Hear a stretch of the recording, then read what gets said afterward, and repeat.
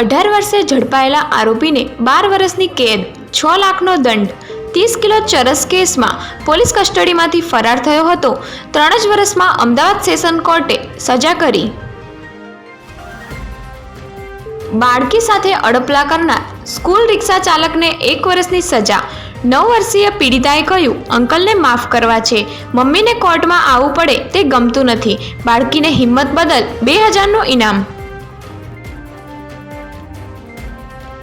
Fee વધારા મામલે NSUI બાદ ABVPનું વિરોધ પ્રદર્શન. ગુજરાત યુનિવર્સિટીમાં વિવિધ કોર્સની ફીમાં 5500 સુધીનો વધારો.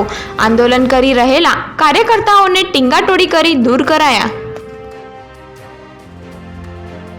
જુગારી પ્રોફેસર પતિએ પત્ની પાસે 5 લાખ માંગ્યા. સાસુ સસરા પણ દીકરીને જન્મ આપતા પરિણીતાને મેણાટોણા મારતા હતા.